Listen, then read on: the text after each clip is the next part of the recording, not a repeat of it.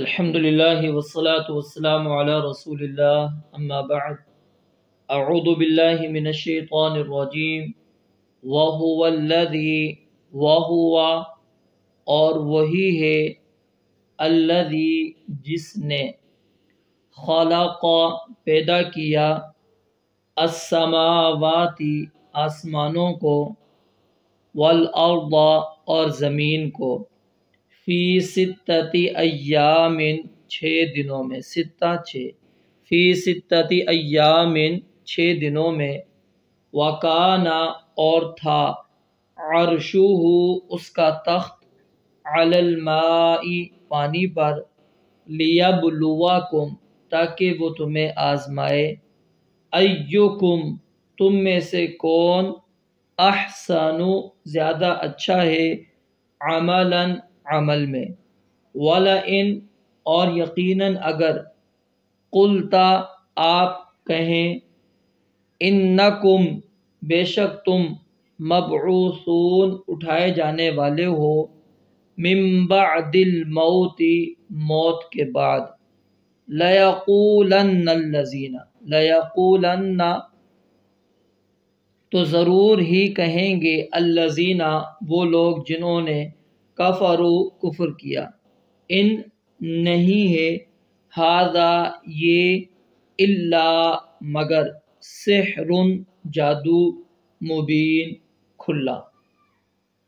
پچھلی آیت کے اندر آپ نے اللہ تعالیٰ کے کمال علم کو پڑھا اور سنا۔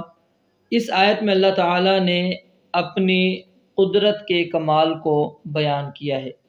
اللہ رب العالمین فرماتے ہیں وَهُوَ الَّذِي اور وہی ذات ہے، یعنی وہ اللہ وہی ذات ہے جس نے آسمان و زمین کو 6 دنوں کے اندر پیدا کیا۔ آسمان و زمین کو اللہ تعالیٰ نے 6 دنوں میں پیدا کیا، اس کی تفصیل آگے پیچھے سورہ اعراف کے اندر گزر چکی ہے، اور اسی طرح سورہ حامیم سجدہ کے اندر آگے آئے گی۔ اور پھر آسمان اور زمین میں سے کس کو پہلے پیدا کیا، اس کی تفصیل جو ہے سورہ نازعات کے اندر موجود ہے۔ تو اللہ رب العالمین نے آسمان و زمین کو 6 دنوں کے اندر پیدا کیا۔ وَكَانَ عَرْشُهُ اور اس کا عرش جو ہے، اس کا تخت جو ہے علی الماء پانی پر تھا۔ تو یہاں سے یہ بات ثابت ہو گئی کہ آسمان و زمین کے پیدا کرنے سے پہلے اللہ تعالیٰ کا عرش پانی پر تھا۔ پھر سوال یہ پیدا ہوتا ہے کہ سب سے پہلے کیا چیز پیدا کی گئی؟ اس کے متعلق مختلف روایات ہیں، کچھ روایات صحیح ہیں اور کچھ روایات ضعیف ہیں۔ ضعیف روایات پہلے آپ کے سامنے رکھ دیتا ہوں۔ ایک روایت پیش کی جاتی ہے کہ سب سے پہلے اللہ رب العالمین نے عقل کو پیدا کیا، لیکن اس کے متعلق امام ابن القیم رحمہ اللہ فرماتے ہیں کہ عقل کے متعلق تمام احادیث باطل ہیں، کوئی بھی حدیث ثابت نہیں ہے، سب کی سب حدیثیں ضعیف ہیں۔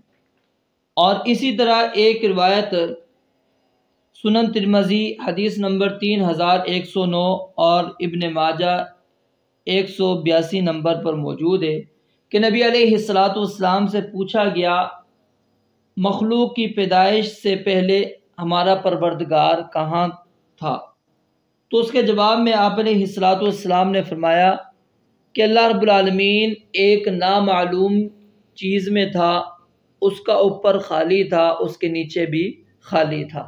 لیکن یہ روایت بھی سند کے اعتبار سے ضعیف ہے۔ شیخ البانی رحمہ اللہ اور دیگر اہل علم نے اس روایت کو ضعیف قرار دیا ہے۔ تو یہ ضعیف روایات تھیں جو میں نے آپ کے سامنے رکھ دی، جس سے یعنی کہ یہ بات ثابت ہو گئی کہ نہ ہی عقل کو اللہ تعالیٰ نے پیدا کیا اور نہ ہی اللہ رب العالمین کی کیفیت ایسی تھی کہ وہ نامعلوم ہو۔ اب آئیے کہ جو ہمیں صحیح روایات ملتی ہیں کہ سب سے پہلے اللہ رب العالمین نے کس چیز کو پیدا کیا۔ صحیح بخاری کے اندر 7418 نمبر روایت ہے۔ عمران بن حسین بیان کرتے ہیں کہ اہل یمن کے کچھ لوگوں نے آپ علیہ السلام سے اس کائنات کی ابتدا کے متعلق پوچھا تو نبی علیہ الصلوۃ والسلام نے فرمایا کہ اللہ تعالیٰ تھا اور اس سے پہلے کوئی چیز نہیں تھی، اور اس کا عرش پانی پر تھا، پھر اس نے آسمان و زمین کو پیدا کیا اور لوح محفوظ میں ہر چیز لکھ دی۔ اب یہاں پر کیا ہے، آسمان و زمین سے قبل عرش کا تذکرہ موجود ہے کہ اللہ کا عرش تھا، اور وہ عرش کہاں پر تھا؟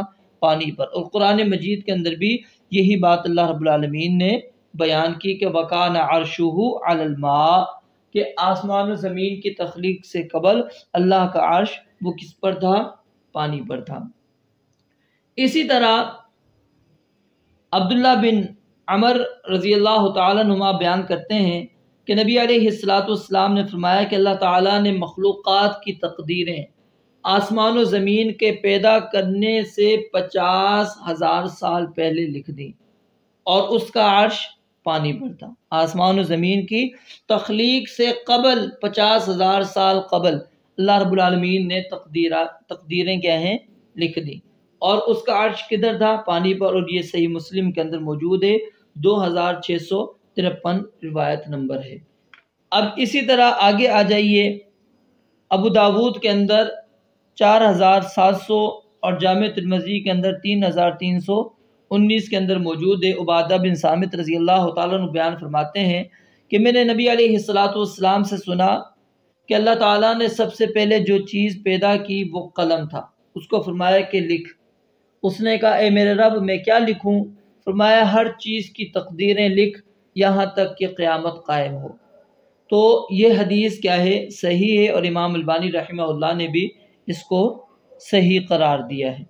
اب امام ابن حجر رحمۃ اللہ علیہ نے یہ بات نقل کی ہے کہ قلم سے پہلے عرش اور پانی موجود تھا۔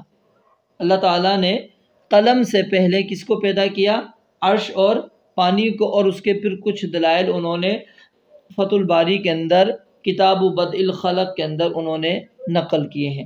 تو اس سے اگر ہم ان تمام روایات کو مد نظر رکھیں، ملائیں، تو یہاں پر یہی بات ثابت ہوتی ہے کہ اللہ رب العالمین کا عرش اور پانی وہ پہلے تھا، اس کے بعد اللہ رب العالمین نے قلم کو پیدا کیا، اور اس کے بعد پھر یہ آسمان و زمین اور دیگر چیزیں اللہ رب العالمین نے پیدا کی ہیں۔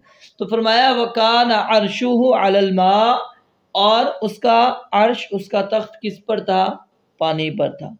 لِيَبْلُوَكُمْ، اللہ رب العالمین نے یہ آسمان و زمین کی تخلیق کیوں کی ہے؟ اللہ تعالیٰ آزمائش کرنا چاہتا ہے، تاکہ اللہ تعالیٰ آزمائے کہ کون ہے تم میں سے احسن عملا، کہ اللہ تعالیٰ یہ آزمائش نہیں کرتا کہ عمل میں برا کون ہے، اچھا کون ہے، بلکہ اللہ رب العالمین یہ دیکھنا چاہتا ہے کہ سب سے اچھے اعمال کون کرتا ہے، سب سے اچھے اعمال اللہ رب العالمین یہ دیکھنا چاہتے ہیں۔ اور یہ اللہ تعالیٰ نے درجات رکھے ہیں، اہل ایمان کے بھی اور کفر والوں کے بھی، اللہ تعالیٰ نے نفاق والوں کے بھی درجات رکھے۔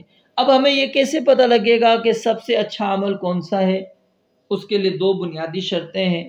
ایک یہ کہ عمل وہ خالص اللہ رب العالمین کی رضا کے لیے ہو، اور نمبر دو وہ کتاب و سنت کے مطابق ہو، تو پھر وہ عمل جو ہے احسن ہوگا، وگرنہ عمل وہ احسن نہیں ہوگا۔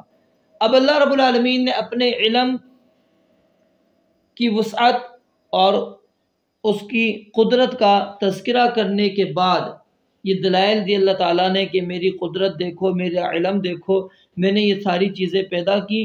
لیکن اس کے باوجود اللہ رب العالمین فرماتے ہیں اے نبی، اگر آپ ان کفار سے کہو کہ تمہیں مرنے کے بعد دوبارہ زندہ کیا جائے گا، تو یہ لوگ اس حقیقت کا انکار کر دیتے ہیں، یہ مانتے نہیں، اور وہ کیا کہیں گے؟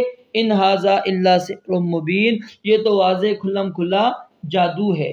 یہ کھلم کھلا کیا ہے؟